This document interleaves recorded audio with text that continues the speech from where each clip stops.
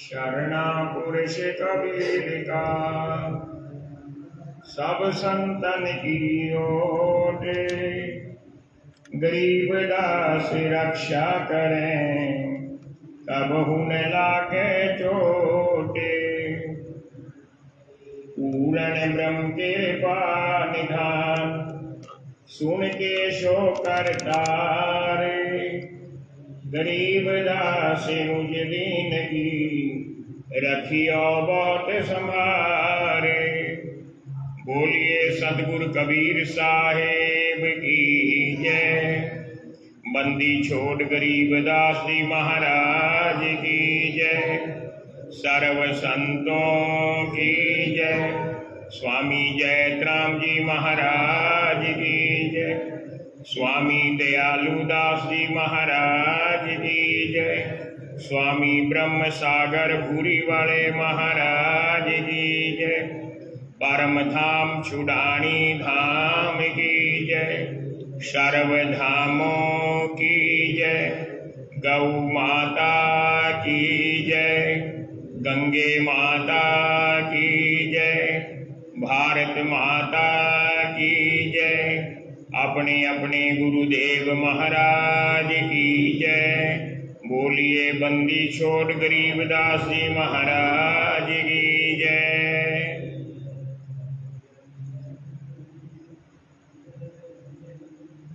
बंदी छोड़ के प्रेमी जनों, माताओं बहनों, बंदी छोड़ गरीबदास महाराज जी की वाणी के 108 अखंड पाठों का ये विशाल अनुष्ठान समारोह 25 तारीख से प्रवाहमान है।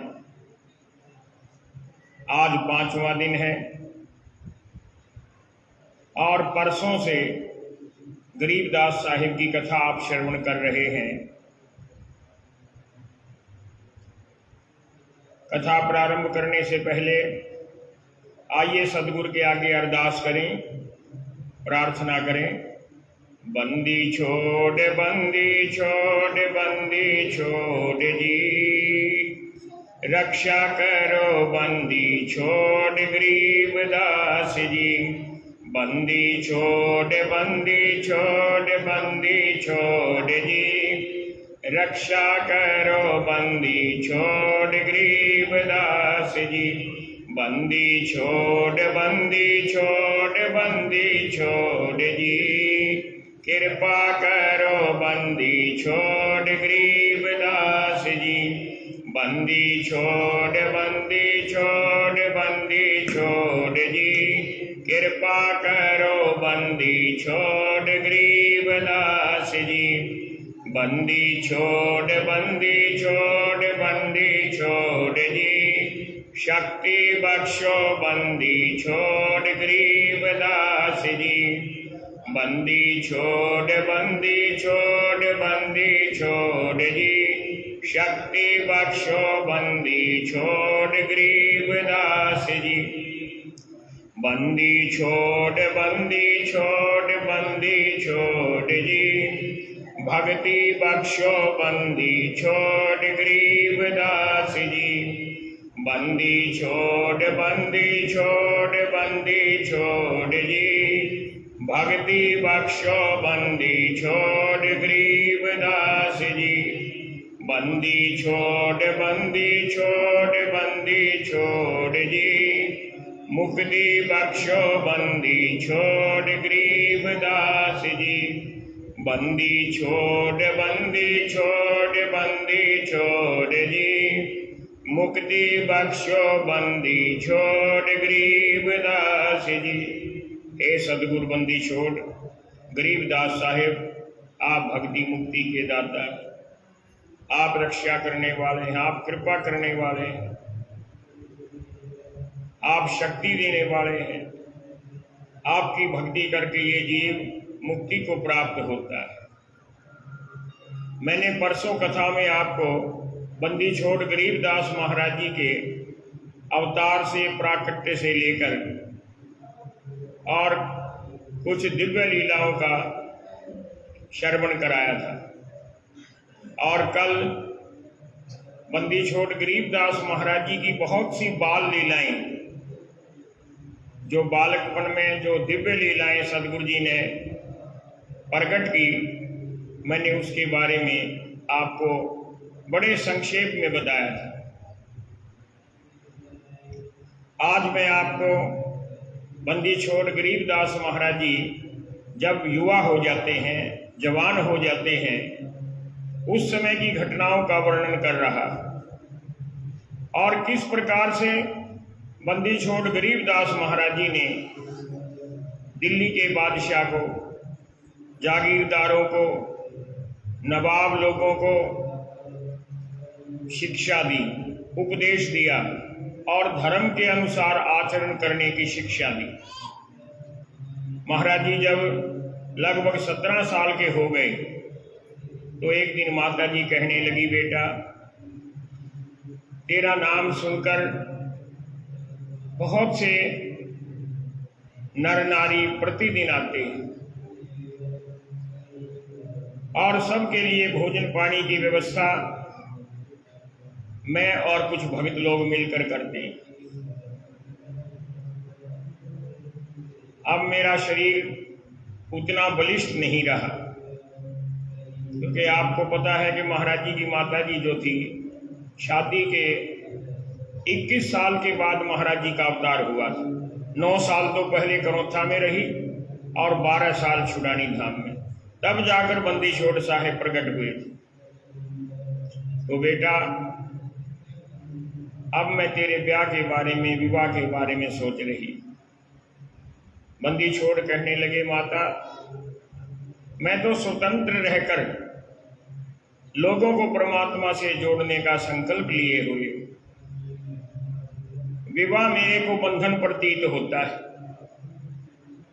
काफी देर तक माता ने ऊंच नीच समझाई कि हमारी हिंदू संस्कृति में अत्रि ऋषि, वशिष्ठ ऋषि और बहुत सारे ऋषियों ने शादी की है, और यहाँ तक कि जो अवतारी पुरुष हैं, रामचंद्र भगवान, कृष्णचंद्र भगवान, इन सब की शादी हुई। और अगर और ऊपर जाओ तो ब्रह्मा, विष्णु, महेश सभी अपने संग अर्धांगिनी के साथ विराजमान हैं। कोई बुराई नहीं शादी में। बहुत सी बातें कही, माता का, पिता का आग्रह, हुक्म मानकर वो आग्रह कर रहे थे, लेकिन सदगुरु जी ने हुक्म मानकर शादी के लिए हाँ कर दी। यहां से खरखोदा कस्बा नजदीक है, जिला सोनीपत। खरखोदा के पास बरौना गांव है,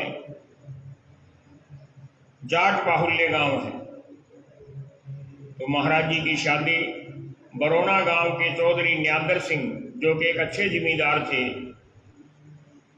उनकी सुपुत्री जो बड़ी धर्मपरायण थी, मोहिनी देवी। माता मोहिनी देवी हम सब के लिए बहुत आदरणीय है। अब तक उनका जिक्र बहुत कम आता है, बहुत से भक्तों को पता नहीं। तो मेरा ये संकल्प भी है कि इधर ये जो कुटिया 1 नंबर है, इसमें हम माता मोहिनी देवी जी का स्वरूप भी स्थापित करें, तभी लोगों को पता लगेगा कि ये कौन है। बरौना गांव के चौधरी न्यादर सिंह की लड़की, जो बहुत ही पावन संस्कारों वाली, उसके साथ महाराज जी का विवाह हो जाता है। घर गृहस्थी बस जाती है, लेकिन महाराज जी का ज्यादातर समय जीवों के कल्याण के लिए वाणी उच्चारण करने में जाता था। और फिर बहुत से संत आते थे, बहुत से भिक्षु आते थे, आम आदमी और खास आदमी भी आकर महाराज जी को प्रणाम करते थे और घंटों बैठकर उनका मधुर उपदेश सुनते थे। ये जो वाणी आप सुन रहे हैं, ये महाराज जी ने अपने मुखारबिंद से उच्चारण की। महाराज जी अपने निवास में और अपने बाग में ज्यादातर रहते थे। जहां पर ये जंड साहिब है, मंदिर के बाहर 3 मंजिला भवन, यहाँ पर जांड का वृक्ष था, उसी के नीचे बैठकर महाराज जी उपदेश करते थे। और कुछ समय जो महाराज जी का महल था, जो गांव के बिल्कुल बीच में ऊंचे स्थान पर है, गरीबदास जी अवतार महल, कुछ समय महाराज जी वहां पर विश्राम करते थे। उसको महल कहते हैं। इसका भी मैं आपको इतिहास बताता हूं। छुडानी गांव में बहुत सारे सामान्य व्यक्ति थे। किसी का कच्चा मकान था, किसी की झोपड़ी थी, लेकिन चौधरी शिवलाल जो थे, चौधरी शिवलाल सहवाग, वो गांव के सबसे बड़े जिम्मेदार थे। संतान नहीं थी, तो उन्होंने गरीबदास महाराज जी के जो पिताजी थे बलराम जी को छुडानी लाकर घर दामाद, घर जवाई रख लिया था और अपनी जमीन में से बहुत सारी जमीन उनके नाम कर दी थी। और ये जो अवतार महल है, जो गांव के बीचों बीच है, ये बड़ा पक्का 2 मंजिला भवन शिवलाल जी ने अपने दामाद के लिए बनवाया था। हमारे पुराने महात्मा यहाँ तक बताते हैं कि शिवलाल जी ने अपने मकान से भी बेहतर और बड़ा मकान बनवाया था। वो गांव के बीच में है, सबसे ज्यादा ऊंचाई पर है, आसपास कोई पक्का मकान नहीं था। केवल मात्र शिवलाल जी के बाद दूसरा मकान, बड़ा खूबसूरत अवतार महल, वही था। उसके विशाल होने के कारण, बड़ा होने के कारण, सुंदर होने के कारण उसका नाम महल रख दिया, घर नहीं कहते थे। सन 90 में, अब 2023 है, सन 1990 में सर्दियों की बात है। मैं बहुत प्रारंभ से 4, साढ़े 4, 5 बजे अवस्था के अनुसार उठ जाता हूँ, कुछ देर ध्यान करता हूँ और उसके बाद बाहर मंदिर में आकर परिक्रमा करता हूँ, सदगुरु जी को नमस्कार करता हूँ। मेरा ये जो भी व्यवहार है आज तक जारी है, कोई भी आकर देख सकता है। तो मैं ध्यान में बैठा था, उसी समय मुझे दिखाई कुछ नहीं दिया, ऊपर से कोई आवाज आई, बड़ी रोबदार आवाज, कि दया सागर महल को संभाल लो। पहले तो मैं समझ नहीं पाया, फिर दोबारा आवाज आई। महल का तो मैंने सुन रखा था कि गांव में महल एक है, दूसरा कोई महल नहीं। और मैं भी बचपन से लेकर उस दिन तक उस महल के आगे से गांव में जब भी जाता था, कई बार गुजरना पड़ता था, बस ऐसे सिर झुका देते थे, लेकिन उसकी तरफ कभी ध्यान नहीं किया। सारा गांव जानता है, ये माताएं, बहनें, बुजुर्ग बैठे हैं, जो नौजवान बैठे हैं, महाराज जी के अवतार महल का उस समय बहुत बुरा हाल था। कई छत तो टूट चुकी थी, दीवारें खोखली हो गई थी। अंदर गांव के लोग कूड़ा करकट डालते थे, यहां तक के ऊपर मंडेर पर बैठकर मल भी वहीं पर कर देते थे। है तो हम सब के लिए शर्म की बात, लेकिन इसके लिए सबसे ज्यादा जिम्मेदार मैं अपने आप को मानता हूं। लेकिन जिस दिन मेरे को सतगुरु जी का मानो हुक्म सुनाई दिया, तो सुबह माता जी का दर्शन किया, दंडौत की। मैं हर रोज माता जी का दर्शन दंडौत करता रहा अंतिम समय तक, जब तक माता जी रही। अब उनके फोटो की परिक्रमा दंडौत रोज करता हूं नेम से। मैंने माता जी को बताया कि माता जी, मेरे को ऐसे ऐसे कुछ हुक्म सा सुनाई दिया। माता जी ने कहा कि दया सागर, ये सतगुरु जी का ही हुक्म हो सकता है, और कौन हुक्म देगा, तो तू इसकी पालना कर। मैंने कहा कैसे पालना करूं हुक्म की?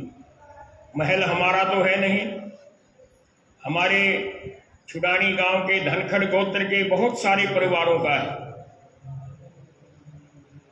उस दिन फिर मैं, जो नाते में मेरे परिवार में एक बड़े भाई लगते थे, स्वरूप दास जी, रतनलाल के पिताजी, और रामेश्वर सहवाग, अमर सिंह के लड़के, इन दोनों को लेकर महल का दर्शन करने गए।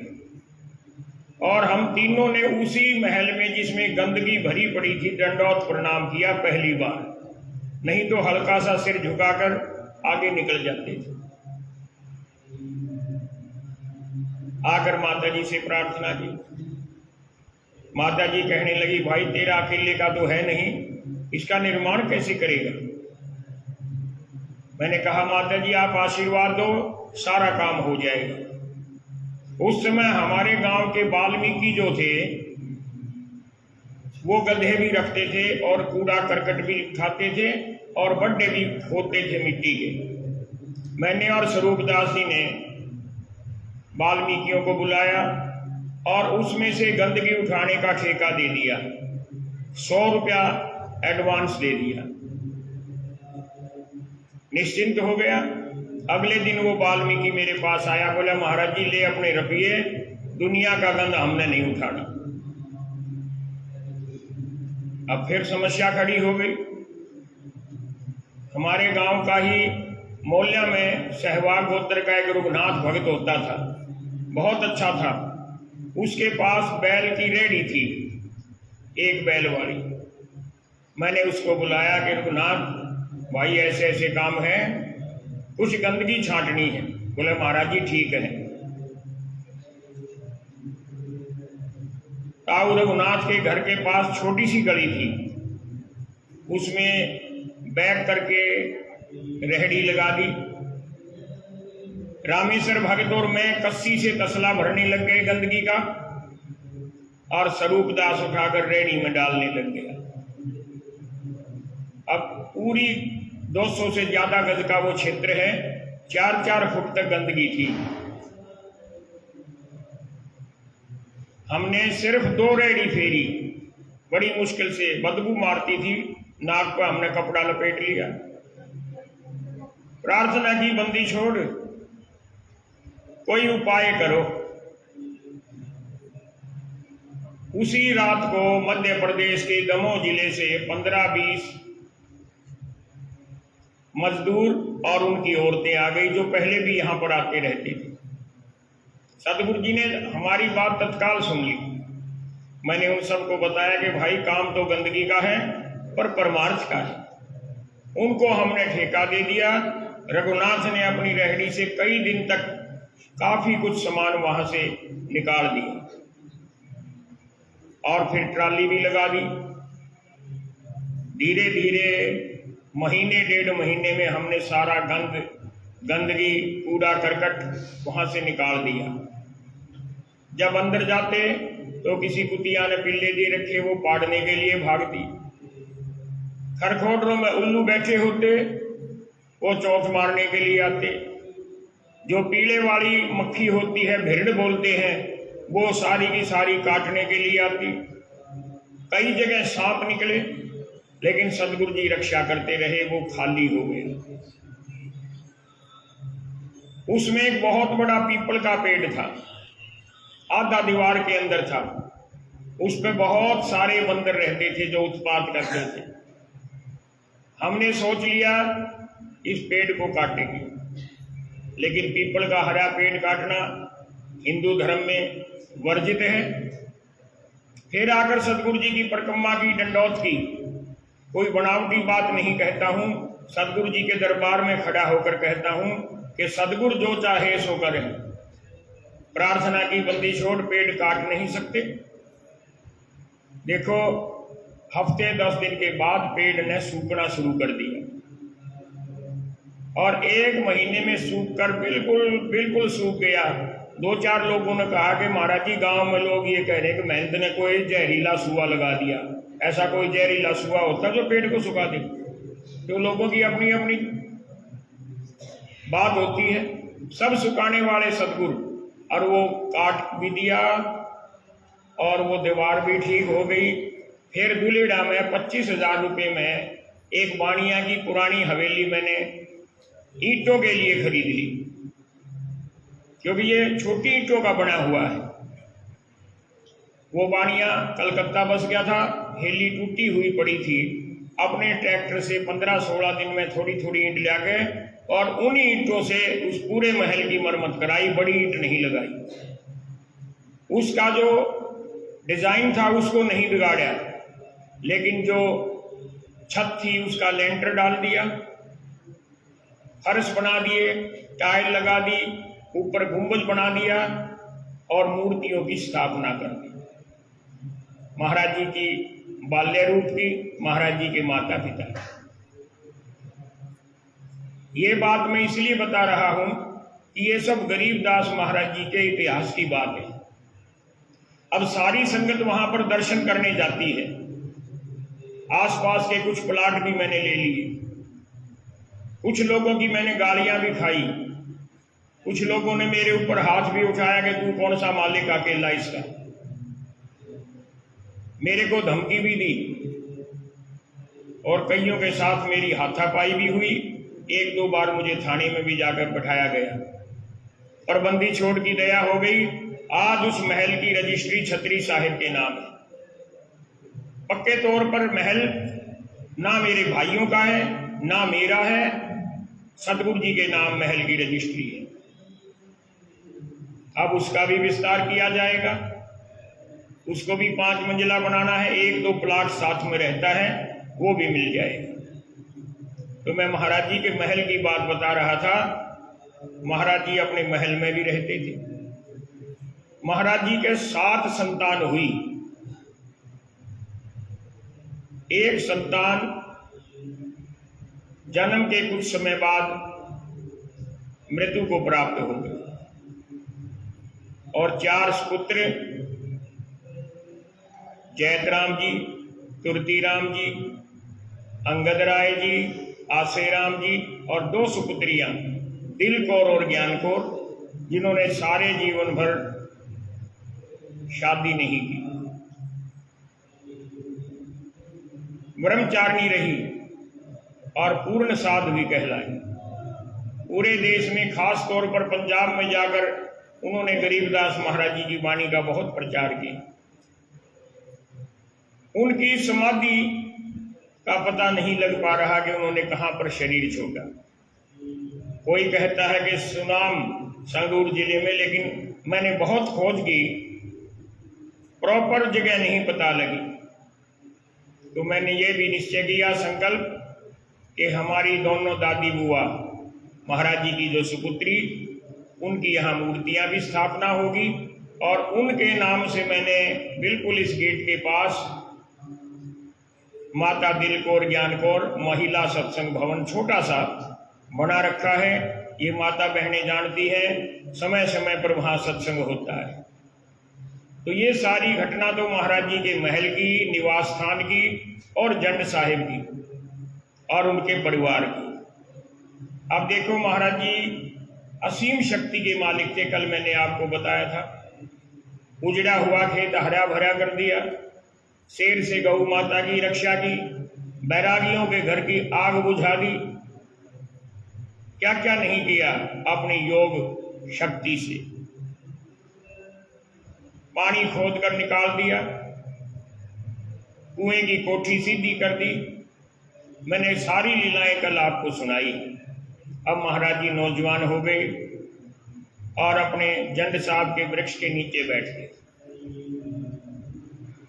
आपने ऋषियों का नाम सुना है, संतों का नाम सुना है, मुनियों का नाम सुना, अवतारों का, भगवान का, लेकिन एक और देव पुरुष होते हैं बहुत शक्तिशाली, उनको योगेश्वर बोलते हैं, जो पूर्ण योगी होते हैं, जो अपनी योग शक्ति से, योग माया से जहां मर्जी पहुंच सकते हैं।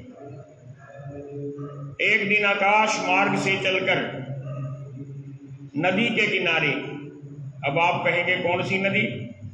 पहले छुड़ानी गांव के उधर से उधर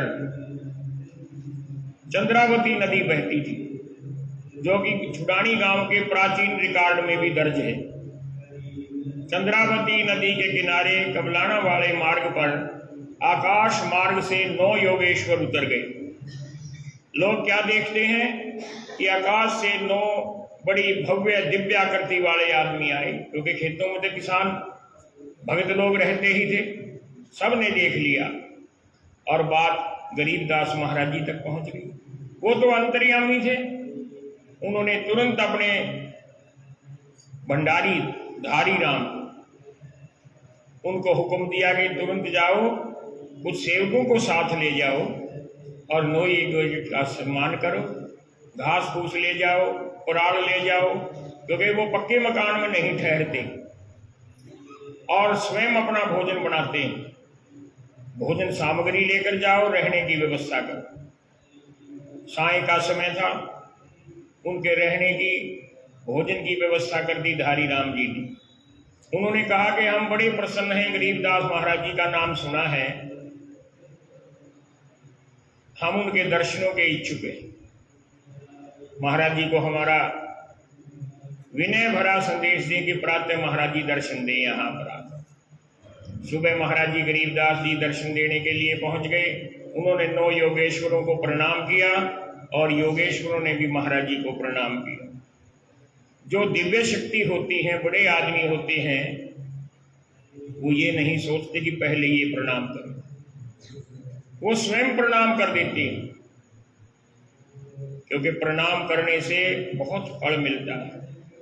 सदगुरु जी की वाणी गवाही देती है, एक जग है धर्म की, दूजी जग है ज्ञान, तीजी जग है हवन की, चौथी जग प्रणाम।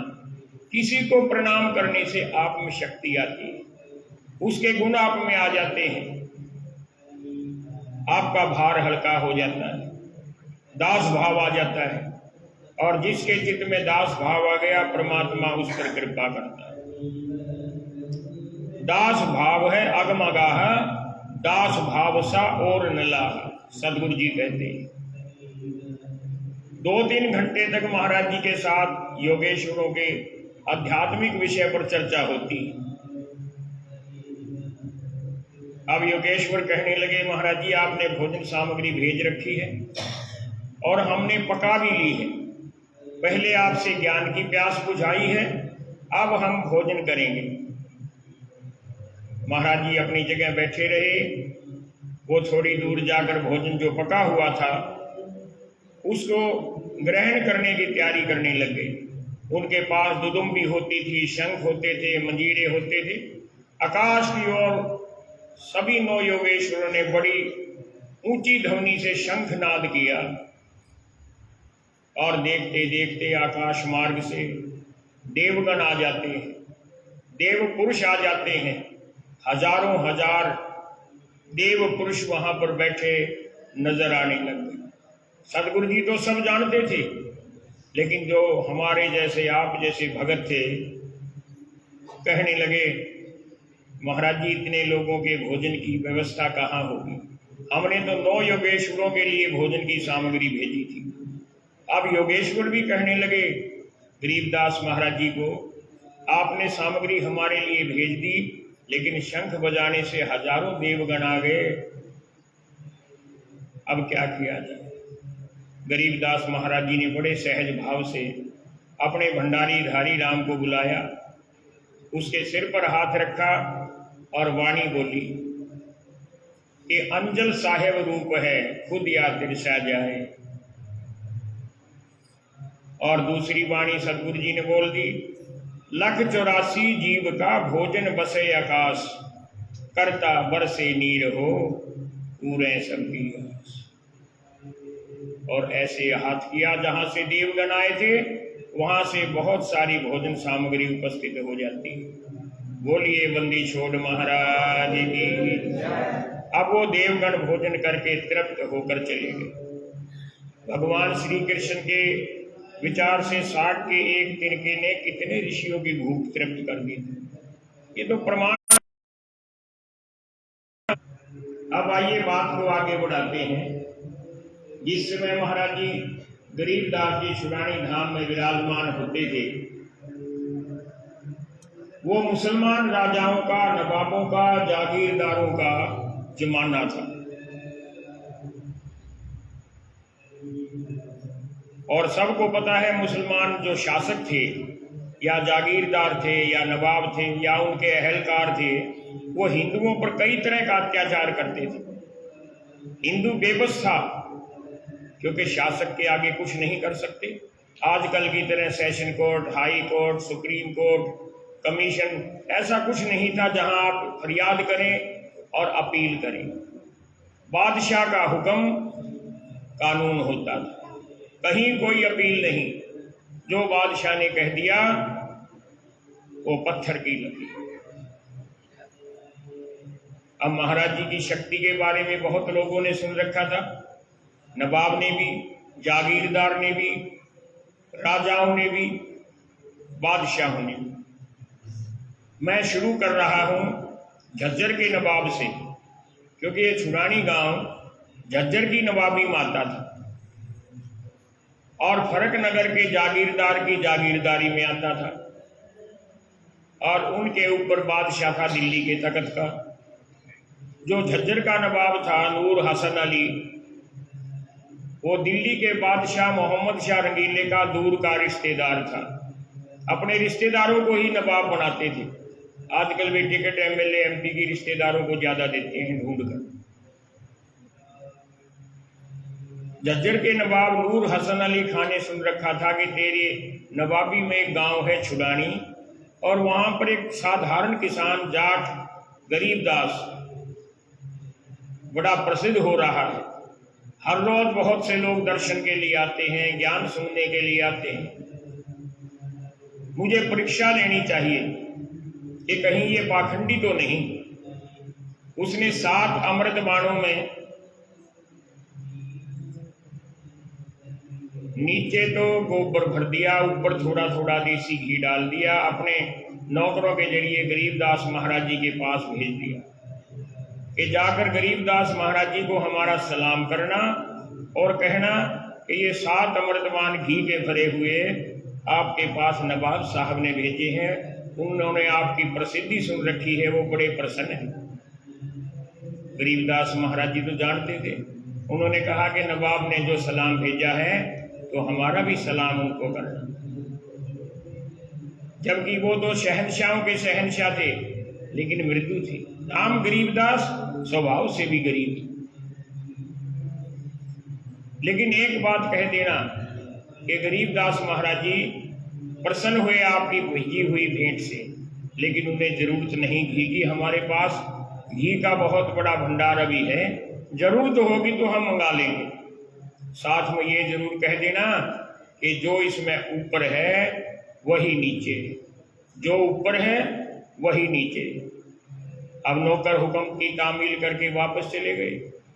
नवाब को बताया कि गरीबदास महाराज जी बड़े खुश हुए, आपको सलाम भेजा है, और ये अमृतपान ये कहकर लौटा दिए कि अभी हमें जरूरत नहीं, जरूरत होगी तो मंगा लेंगे। और साथ में ये खास तौर पर कहा कि जो ऊपर है वो नीचे है, जो ऊपर है वही नीचे। नवाब क्योंकि पढ़े लिखे होते थे, व्यवहारिक होते थे, समझ गए कि इस बात में कोई सार है। एक कढ़ा मंगाया गया, कहने लगे इस कढ़ाई में सारे के सारे अमृतबाण पलट दो। क्या देखता है, गोबर नहीं, सब जगह घी ही घी निकला। बोलिए बंदी छोड़ महाराज की। उस समय नवाब इतना प्रभावित हुआ, अगले दिन स्वयं गरीबदास महाराज जी के पास आए, प्रणाम किया, कहने लगा कि मैं आपकी शक्ति से प्रभावित हूं। मैं इस्लाम धर्म के मानने वाला हूं, आपका शिष्य तो नहीं बन सकता, नहीं तो लोग मुझे काफिर कहेंगे। लेकिन मैं आज मन ही मन आपको अपना फकीर मानता। और ऐसा कहकर कुछ बातें भी उसने पूछी कि आप हमारे धर्म के बारे में बताइए। गरीबदास जी कहने लगे तुम्हारे धर्म की बात नहीं, मैं हिंदू धर्म की बात भी बताऊंगा, पूछो क्या पूछना चाहते। नवाब ने कहा कि हमारे इस्लाम धर्म के जो प्रमुख होते हैं, काजी, मुल्ला, वो कहते हैं कि ऐसा कार्य करो जिससे खुदा तुम्हें मिल जाए। आपके हिंदुओं में पंडित पुजारी कहते हैं कि ऐसा कार्य करो कि राम मिल जाए। गरीबदास महाराज जी कहने लगे, दोनों की बात दुरुस्त है, लेकिन पहले अपने आचार आहार व्यवहार को सुधारना जरूरी है। मुसलमान तो गाय का मांस खाते हैं, हिंदू सूअर का मांस खाते हैं। जब आपका आहार ठीक नहीं तो ना खुदा मिलेगा ना राम मिलेगा। गरीबदास महाराज जी ने वहां पर साखी बोली, मुसलमान को गाय भगी, हिंदू खाया सूरे, गरीबदास दहु दीन से, राम रही मादूर। इसी वाणी ग्रंथ के अंदर ये शब्द आता है। और भी बहुत सी बातें हुई और आखिर में विनम्र भाव से सिर झुकाकर अपने साथ आए अपने अधिकारी से कागज मांगा और गरीबदास महाराज जी के नाम 80 बीघे का छुडानी गांव में पट्टा लिख दिया, जहां पर ये एरिया है। पहले ये नवाब की जागीर थी और महाराज जी के चरणों में रख दिया। वो भी हमारे राजस्व रिकॉर्ड में है कि नवाब नूर हसन अली खान ने गरीबदास नाम के एक हिंदू फकीर को 80 बीघा जमीन का पट्टा लिखा। महाराज जी ने मना कर दिया कि हमें जमीन की जरूरत नहीं, हमारे पास बहुत जमीन है। इस बात की चर्चा दिल्ली के मुगल बादशाह तक पहुंच गई कि तेरा रिश्तेदार नूर हसन अली खान एक हिंदू फकीर का प्रभाव में आकर उसको जमीन दान दे रहा है। उसने बुला लिया, जवाब तलब हुए तो नवाब ने कहा कि जहां बना, मैंने स्वयं अपनी आंखों से उनके दिव्य शक्ति का चमत्कार देखा। अब उसने कहा कि मेरा राज छिन्न भिन्न हो रहा है। आपको ये बताऊं कि मोहम्मद शाह जो है वो मुगल बादशाहों की अंतिम कड़ी में था। देखो, पहले बाबर, फिर हुमायूं, फिर शेरशाह सूरी ने हुमायूं को हरा दिया, दोबारा फिर हुमायूं का राज आ गया, फिर अकबर, जहांगीर, औरंगजेब और बहुत से इनके बादशाह फिर तो छोटे छोटे बनते गए। राजकाज छिन्न भिन्न होने लग गया। उसका कारण क्या था कि ये जो बादशाह थे औरंगजेब के बाद भोग विलासी हो जाते, सुरा में सुंदरी में डूब जाते, राज की तरफ इनका ध्यान नहीं और राज्य का घेरा कम होता जाता है। छोटे छोटे जागीरदार, जमींदार, नवाब अपने आप को स्वतंत्र घोषित कर देते हैं और फिर जनता पर जुल्म करते हैं। यही हाल मोहम्मद शाह रंगीले का था। नाम तो मोहम्मद शाह था, लेकिन इतिहासकारों ने उसका नाम मोहम्मद शाह रंगीला इसलिए रखा कि हद से ज्यादा रंगीला था। सुरा सुंदरी में उसने सारे रिकॉर्ड तोड़ रखे थे। उसने नवाब को कहा कि मेरी वजह से मेरा राजकाज छिन्न भिन्न होता जा रहा है। अगर तेरे गरीबदास में शक्ति है तो मैं यहां से फरमान भेज देता हूं और वो आकर मुझे शक्ति दिखाए, और अगर शक्ति होगी तो मेरे राज को भी संभाल लेंगे, मेरे ऊपर उनकी दया हो जाएगी। उसने अपना शाही फरमान भेज दिया अपने अहलकारों के द्वारा गरीबदास महाराज जी के पास लिख दिया, गरीबदास महाराज जी, आपको हमने याद किया है, आप 2-4 रोज में हमारे दरबार में हाजिर हो। पढ़कर सुनाया गया। गरीबदास महाराज जी ने जवाब लिखवाया कि राजन, बादशाह के दरबार में 2 किस्म के लोग आते हैं। एक तो वो जिनको दंड दिया जाना हो, जिन्होंने कोई अपराध किया हो, और एक वो जिनको बादशाह से कुछ लेने की उम्मीद है। भिखारी, याचक, मुझे किसी चीज की जरूरत नहीं, मैंने कोई अपराध नहीं किया, मुझे आपके दरबार में नहीं आना।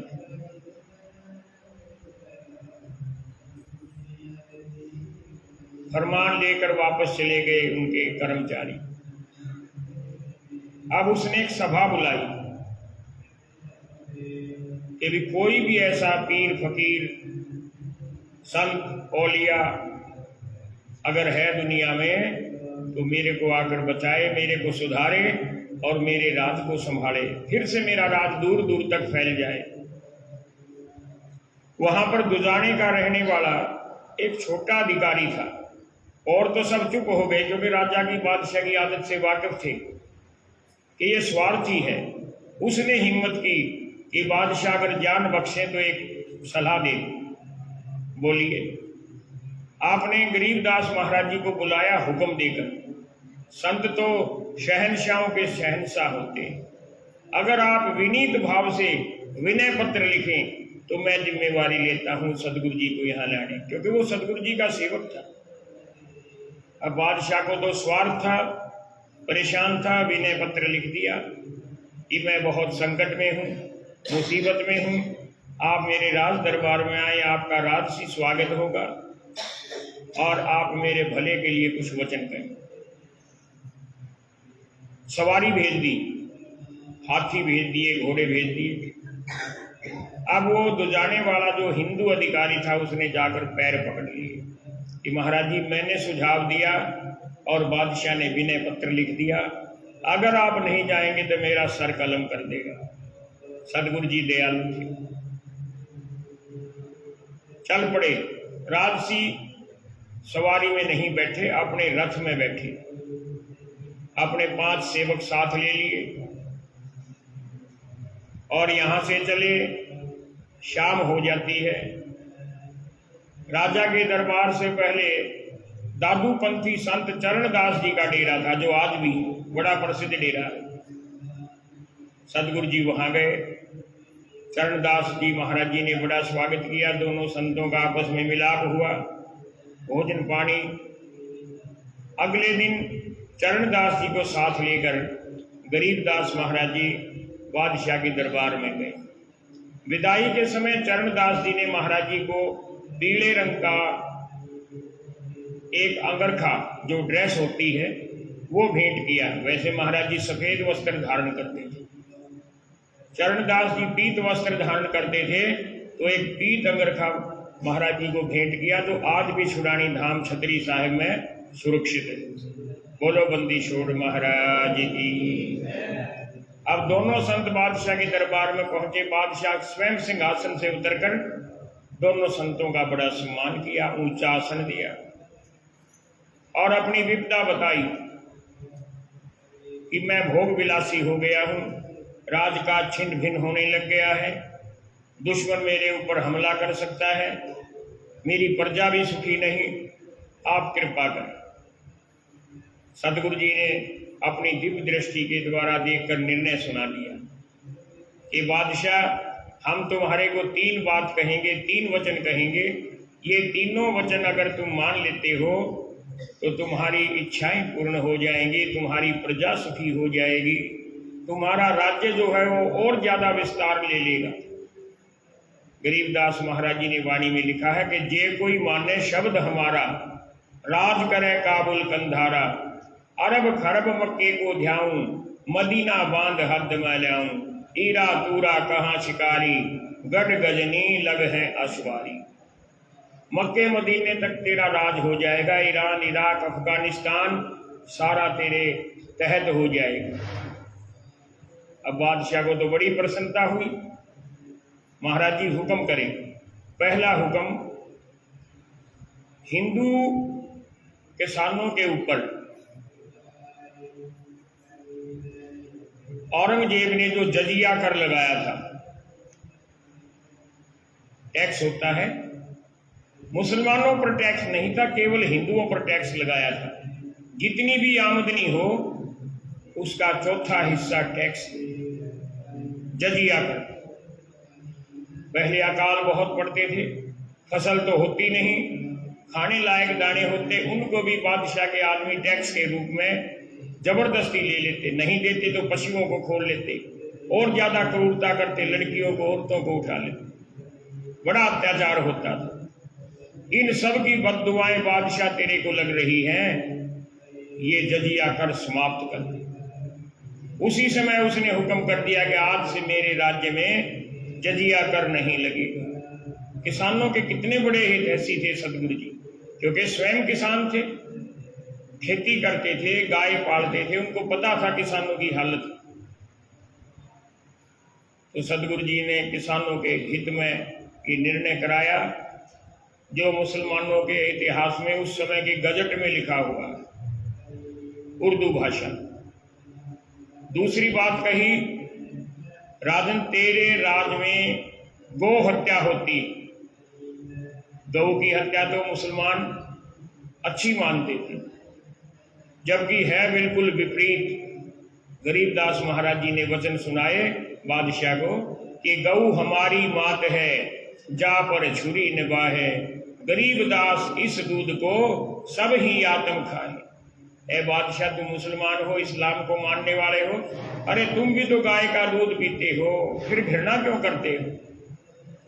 हिंदू पूजते हैं क्योंकि 33 करोड़ देवताओं का निवास गाय में बताया गया है, लेकिन दूध तो तुम भी पीते हो। दूध नहीं है, ये अमृत होता है, अनेक रोगों का उपचार होता है इससे। बादशाह कहता है ठीक है महाराज जी, आज से गौ हत्या बंद। अध्यादेश जारी कर दिया। तीसरी बात कही कि बादशाह तुम एक हो, तुमने कई दर्जन बेगम रखी हुई, सैकड़ों दासी रखी हुई हैं, हजारों लौंडियां रखी हुई, तुम उनके सुख सुविधा का ध्यान नहीं कर पा रहे। अपनी एक बड़ी बेगम को रख के इन सब स्त्रियों को आजाद कर दो। ये तुम्हारी नहीं, ये पर नारी है। पर नारी विनाश का कारण बढ़ती है। जो आपकी बेहता है उसको रखो और बाकियों को आजाद कर। ये बहुत बड़ा तुम अत्याचार करते हो। गरीबदास महाराज जी ने बड़ी बुलंद आवाज में नारी मुक्ति के लिए वचन कहे कि पर नारी नहीं परसिए, होगा हाल बेहाल, पारस पूंजी जात है, कांकर साटेला। और हमारे संतों ने लिखा है, पर नारी पैनी छुरी, मत कोई लावो अंग, रावण के 10 सिर गए पर नारी के संग। बादशाह ने ये बात भी मान ली। कपाट खुलवा दिए बेगम, एक रख ली, बाकी सबको आजाद कर दिया। नारी मुक्ति के व्याख्याता और पैरोकार गरीबदास से बढ़कर कौन हो सकता है? नेता लोग तो वोट के लिए किसानों के हित में बात करते हैं, औरतों के हित में, गरीबों के हित में। सदगुरु जी को तो कोई वोट नहीं चाहिए थी, वो तो स्वयं शहंशाह थे, लेकिन सबके प्रति दया भाव, क्योंकि वो करुणा में थे। अब बादशाह ने सारी बातें मान ली, चरणदास जी को विदा कर दिया और गरीबदास जी को कहा कि आप एक रात्रि मेरे महल में मेरा आतिथ्य स्वीकार करें, आपके लिए भोजन तैयार रहेगा। अब महाराज जी की पता नहीं क्या दिव्य लीला थी, मान जाते। महाराज जी को एक सुंदर सुसज्जित कक्ष में ठहरा दिया, भोजन की व्यवस्था कर दी और सोने से पहले बादशाह को घेर लिया।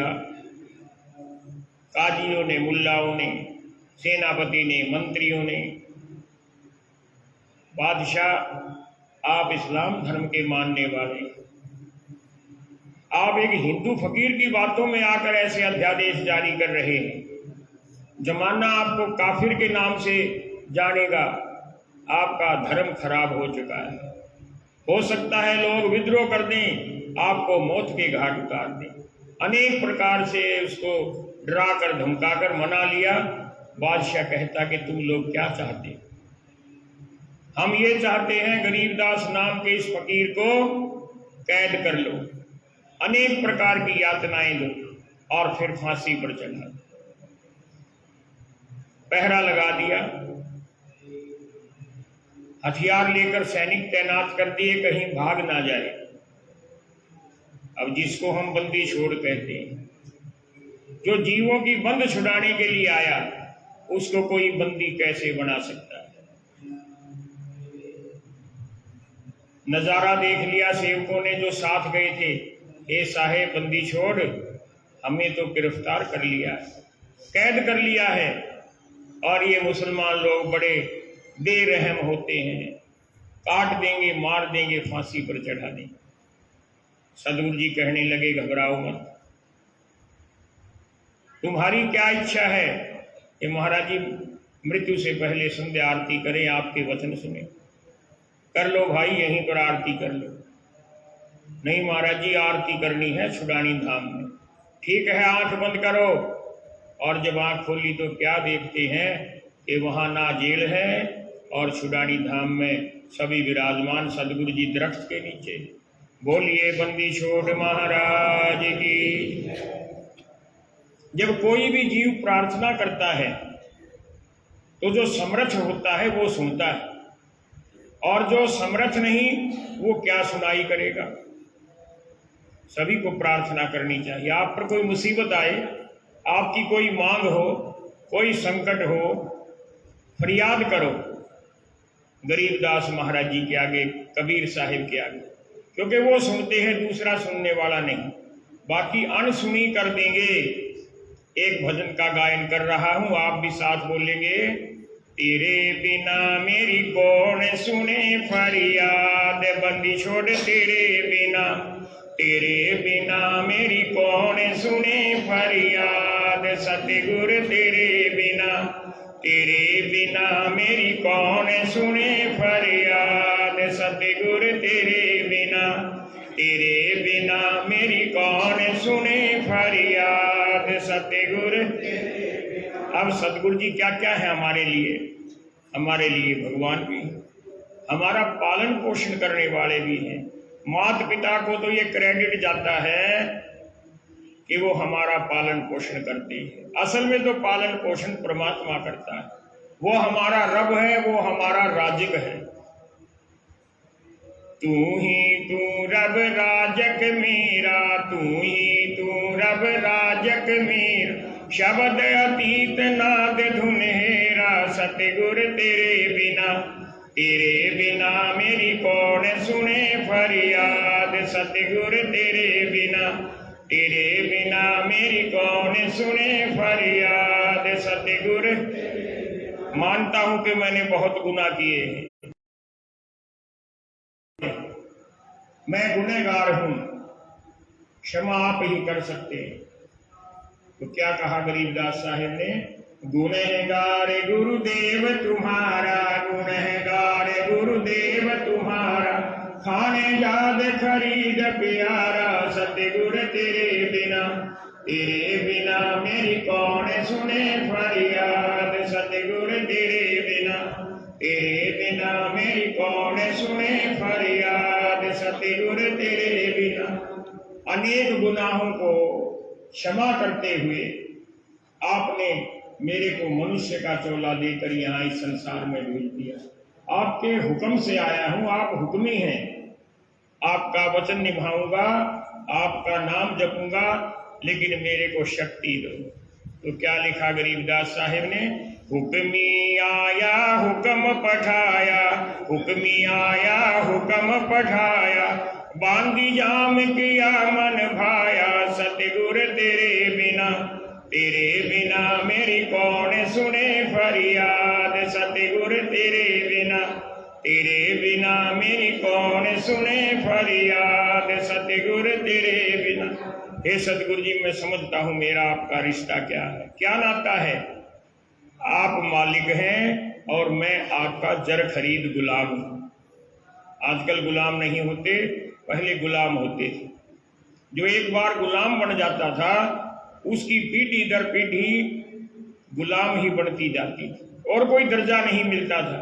हे सतगुरु जी, आपके इतने एहसानों तले दबा हुआ हूं कि आपने मेरे अनेक गुनाहों को माफ करके मनुष्य का जन्म दे दिया ताकि आपका नाम सिमरन करूं।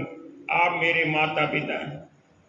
मेरे से गलती हो गई तो मैंने सुना है कि माता पिता अपने बच्चे गलतियों को क्षमा करके हृदय से लगा लेते हैं, क्योंकि उनका अपना अंश होता है। मैं आपका अंश हूं, मेरी गलतियां क्षमा करो। गरीबदास महाराज जी ने कितने भावुक शब्दों में बयान किया पूत पिता से बेमुख होई, पूत पिता से बेमुख होई, तो भी पिता जान मल धोई। सतगुर तेरे बिना मेरी कौन सुने फरियाद। सतगुर तेरे बिना मेरी कौन सुने फरियाद। सतगुर मैं स्वीकार करता हूँ बहुत सी गलत आदतें, बहुत सी गलत बातें, गलत कार्य मैंने किए, लेकिन फिर भी मैं आपके शरणागत हूँ। मैंने ये भी सुन रखा है कि शरणागत की लाज आप रखने वाले हैं। हर दम है फकिए अग भारी, हर दम है फकिए अग भारी, मादर पिदर्म शरण तुम्हारी। सतगुर तेरे बिना मेरी कौन सुने फरियाद। सतगुर तेरे बिना मेरी कौन सुने फरियाद। सतगुर ये सतगुरु जी मैंने ग्रंथों में पढ़ा है, संतों से सुना है, कथाओं में श्रवण किया है कि आपने ऐसे ऐसे पापियों का पार उतारा कर दिया।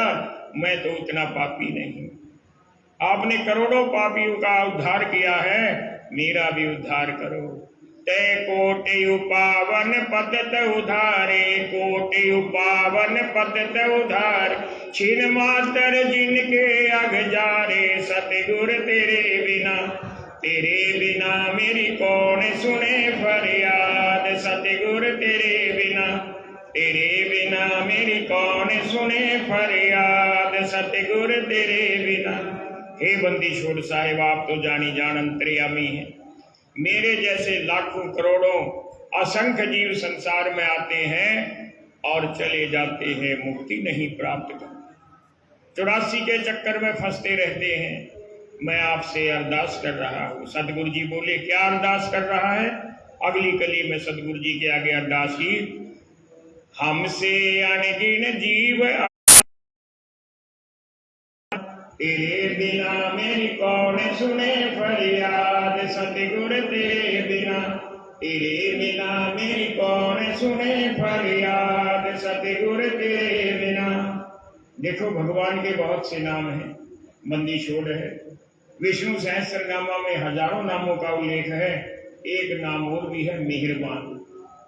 जो मेहर करता हो जीवों पर वो मेहरबान है। तो भगत क्या कहता है, गरीबदास आप मेहरबान हैं, मेहर करो। क्या मेहर करूं?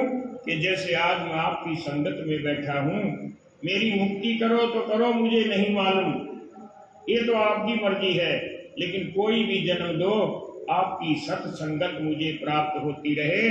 सत्संगी परिवार में जन्म हो और मैं खुद सत्संगी हूं, ये मेहरबानी करो। तो शब्द की अंतिम कली में क्या लिखा है, मेहरबान मालिक बहुरंगी, मेहरबान मालिक बहुरंगी, दास गरीब सदा सतसंगी। सतगुर तेरे बिना मेरी कौन सुने फरियाद। सतगुर तेरे बिना मेरी कौन सुने फरियाद। सतगुर तेरे बिना। तो बात चल रही थी मुसलमान शासकों की, मोहम्मद शाह रंगीले की। जब गरीबदास महाराज जी वहां से अंतर ध्यान हो जाते अपनी शक्ति से, तो मुल्ला मौलवियों ने फिर से उसको बहका दिया। देखो हम पहले ही कहते थे ये कोई संत नहीं, ये कोई तांत्रिक है, कोई जादूगर है, कैसे आपकी कैद से निकलकर भाग गया, और ये भी नहीं पता कब चुपचाप आकर आपके शयन कक्ष में आकर आपका वध कर दे, और ज्यादा डरा दी। कोई बात नहीं, कुछ समय 1 वर्ष बाद की बात है, इलाहाबाद का नाम माननीय मुख्यमंत्री योगी जी ने प्रयागराज कर दिया, क्योंकि हमारे इतिहास में तो प्रयागराज ही है। ये बहुत अच्छा कार्य किया। तो प्रयागराज के समीप फतेहपुर जिला लगता है। हमारे महाराज जी दिल्ली के मंडलेश्वर स्वामी दिवानानंद जी फतेहपुर जिले से संबंध रखते हैं। मैं उनके गांव में भी गया हूं। तो फतेहपुर का एक किसान था, जाट जाति का था, उसकी लड़की थी सुनो, बहुत खूबसूरत, चारों तरफ उसके चर्चे थे, और उसका रिश्ता कर रखा था लक्ष्मण सिंह से, लेकिन अभी गौना नहीं हुआ था। अब मोहम्मद शाह जो था वो रंगीला था, चारों तरफ उसके राज में खबर आती रहती थी कि किसकी कन्या सुंदर है। बादशाह को कुछ करना तो नहीं पड़ता, अपने सैनिक भेज देता, उनको जबरदस्ती उठा लाता और उनके साथ बलात्कार करता, फिर छोड़ देता। सुन्नो के बारे में सुना, बादशाह ने रसिक हुसैन नाम का एक दूत भेज दिया कि जाओ उसके बाप को और उस लड़की को गिरफ्तार करके लाओ। अब राजा के हुक्म की तामील ना करना तो मृत्यु को गले लगाना है। आ जाते हैं बेटी और बाप। राजा ने अपने बाग में ठहरने का प्रबंध किया। जो दासियां थी, लौंडियां थी, उन्होंने उसको खूब बहकाया, सजाया और कहने लगे अब तुम इस कक्ष में आ जाओ, बादशाह सलामत आएंगे और तुम्हारे साथ हम बिस्तर होंगे, तुम्हारा तो भाग्य खुलने वाला है। अब वो अबला सुन्नो रोने लग जाती है,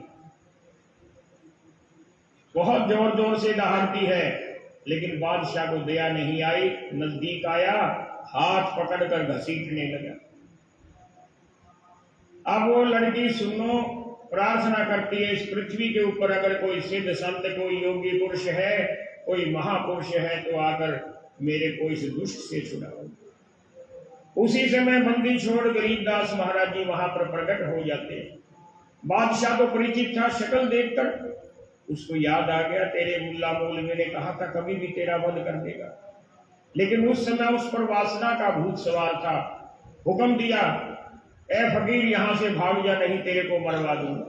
गरीबदास महाराज जी ने अपने हाथ की चितली उंगली उसके शरीर को लगाई, उसको तो हजारों वाट का करंट आ गया, थर-थर कांपने लग गया, नीचे जमीन पर गिर गया। और उस बेटी को गरीबदास महाराज जी ने उठाया, सिर पर हाथ रखा, जा बेटी अपने घर। बेटी और बाप दोनों अपने फतेहपुर में पहुंच जाते। अब बादशाह गरीबदास महाराज जी से और ज्यादा ईर्ष्या रखने लगे कि आज इसने मेरी मन की इच्छा पूरी नहीं होने दी, और सदगुरु जी तो वहां से आलोक हो जाते हैं अपनी योग माया से। अब उसने सोचा कि झज्जर का नवाब तो गरीबदास का मुरीद हो चुका है, सजा नहीं देगा, तो फरक नगर यहाँ पड़ता है, इधर झज्जर गुड़गांव के बीच में जागीरदार था मसावी खान फरक नगर का, उसको हुक्म भेज दिया कि किसी न किसी बहाने से गरीबदास को कैद कर लो, जबरदस्ती मत करना, कोई आरोप लगा दो। अब वो जो मसावी खान था बहुत अत्याचारी था, जितने भी गांव आसपास के हैं, छुड़ानी है, दुलेड़ा है, कबलाना है, भदानी है, खुंगाई है और बादली के आसपास के पेड़पा, निमाना, आकूबर, बादली, इन सब गांवों में उसकी जागीरदारी थी। और इतना वो कुख्यात था, उसके आदमी आते जबरदस्ती किसानों को, उनकी बेटियों को पकड़ कर ले जाते, उनका धन छीन लेते थे। तो उसने योजना बनाई कि छुड़ानी के कुछ किसानों को पकड़कर पीटते हुए लेकर आओ, उनको छुड़ाने के लिए गरीबदास जरूर खड़ा हो जाएगा, तो उसके ऊपर राज्य से विद्रोह करने का आरोप लगाकर बंदी बना लेंगे। और वही हुआ, निर्दोष किसानों को पीटकर कोड़े मारकर ले जाने लगे तो सदगुरु जी छाती खोलकर सामने खड़े हो जाते, क्या कसूर है इनका, बस इतना पूछा। अब उन्होंने गरीबदास महाराज जी को भी गिरफ्तार कर लिया, आरोप लगा दिया कि जनता को भड़का रहा था जागीरदार के खिलाफ। ले आए फरक नगर। फरक नगर के जागीरदार के पास एक शेर था जो पिंजरे में बंद रहता था, जो कोई उसका हुक्म नहीं मानता शेर के आगे कटवा देता था। इतना क्रूर था, ये बातें इतिहास में भी लिखी हुई, मन घड़ंत बात नहीं। हुक्म दिया कि इस गरीबदास को शेर के आगे फेंक। महाराज जी के लिए पिंजरा खोल दिया। सदगुरु जी ने अभी एक कदम भी अंदर नहीं रखा था, पिंजरे के दरवाजे पर खड़े शेर दहाड़ कर आया, आक्रमण करने की बजाय तल में चाटने लग जाता है, पैरों को चाटता है, क्योंकि देखता है कि तेरा मालिक खड़ा है। मैंने कल भी बताया था आम जीव में अवतारी पुरुषों में मूलभूत अंतर क्या होता है कि आम जीव तो प्रकृति के वशीभूत होता है, और जो दिव्य पुरुष होते हैं वो प्रकृति को वश में कर लेते हैं। अब यहाँ जागीरदार क्षमा मांगने लग गया और कहने लगा कि मेरे को तो बादशाह ने हुक्म भेजा था, मेरी आपसे कोई निजी रंजिश नहीं। और सतगुरु जी ने उसको क्षमा कर दी।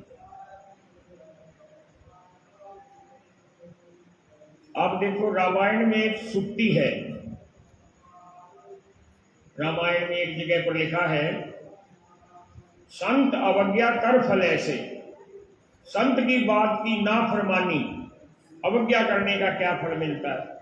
संत अवज्ञा कर फल ऐसे, जरे नगर अनाथ घर जैसे।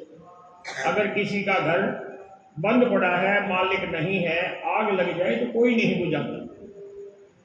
कहने का मतलब, चाहे वो बादशाह हो, सेठ हो, किसान हो, अधिकारी हो, आम आदमी हो, जो संतों की बात नहीं मानता, उनका सर्वस्व विनाश हो जाता है।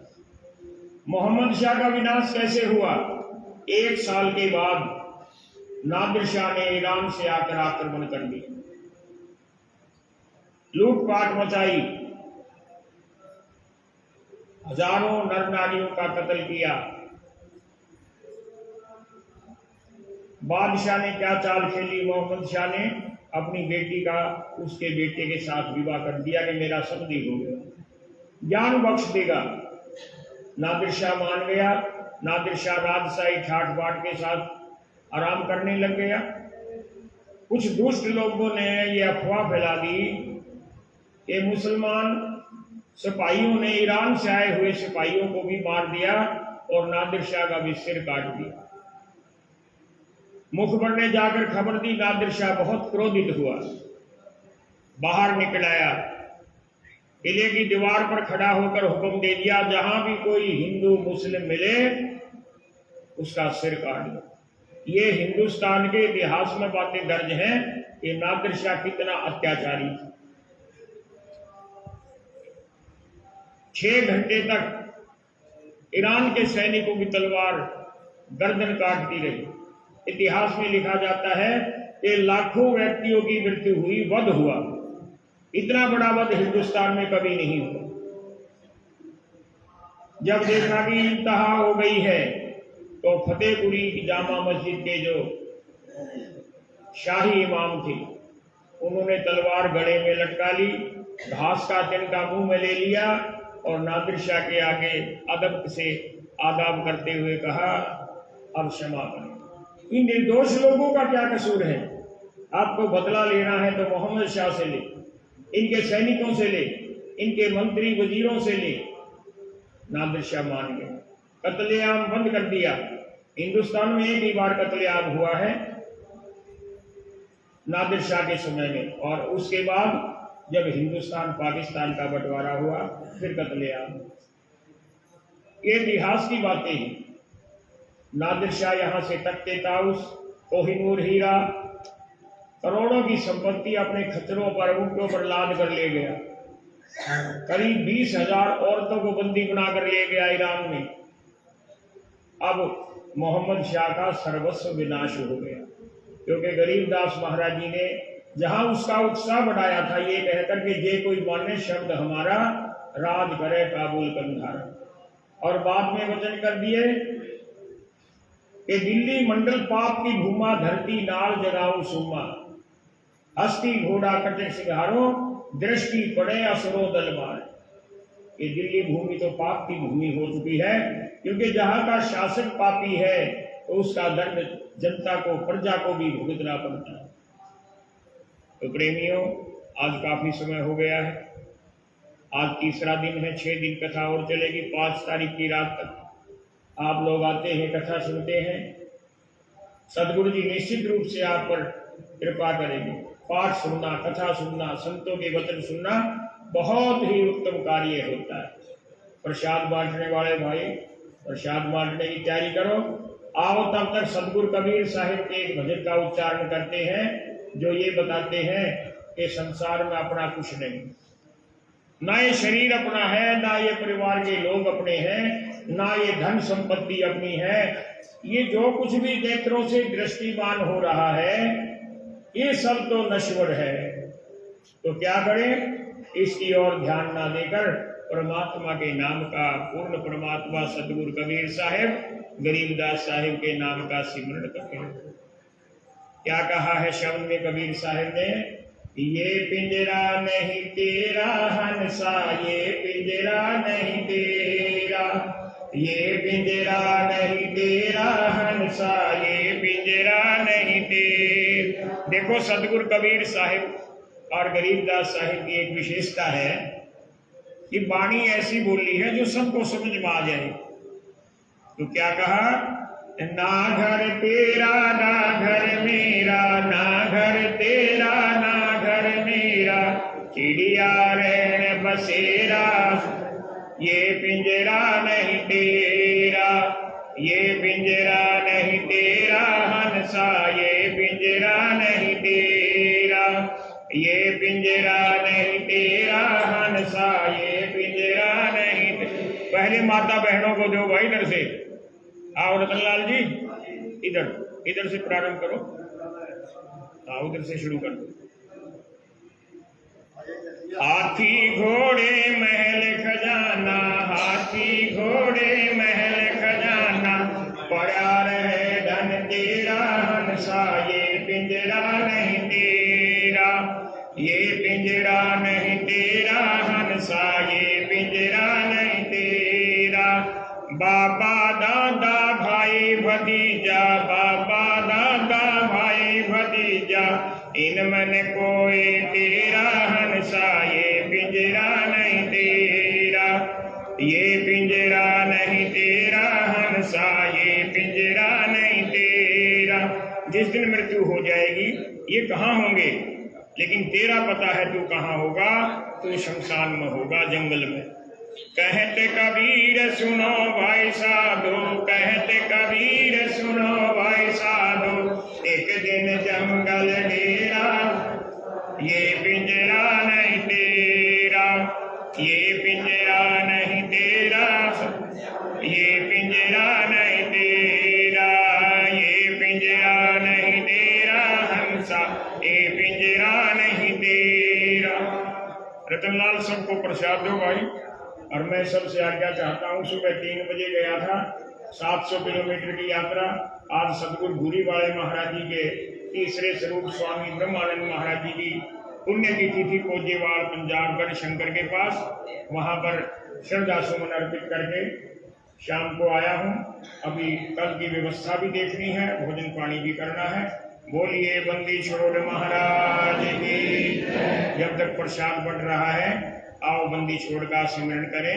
रामजी दास खड़े हो गए भाई। गए विशाल विशाल सतगुर अचल दिगंबर धीर है, भगत हित काया धरे आए, अवगत सत्य कबीर है, नानक दादू अगमया गादू, तेरी जहाज थे वट सही, सुख सागर के हंस आए, भगत ही अंबर उड़ धरी, कोटे भाने पर काश पूरण, रोम रोम की लार है, अचलया भंगी है सतसंगी, अवगत का दीदार है, धन सतगुरु उपदेश देवा, 84 भरम में दही, तेज पुंज तन देह धर कर, इस विद्या हमको भेटहि, शब्द निवास आकाश वाणी, यो सतगुर का रूप है, चंद सूरज नहीं पवन पानी, ना जहाँ छाया धूप है, रहता रम तारा में साहेब, अवगत अलेख है, भूले पंथ विकम्प वादी, उल्का खाविंद है, रोम रो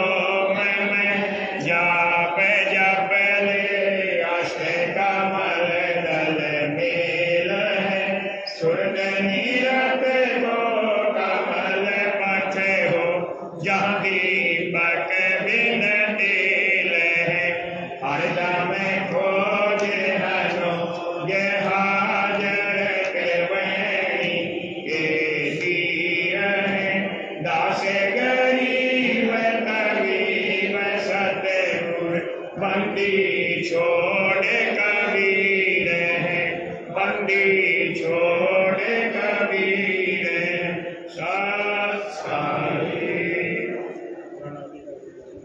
आगे रामजीदास महाराज जी भी भजन सुनाएंगे। कल तो बैटरी डाउन थी और चार्ज कर ली। सतगुरु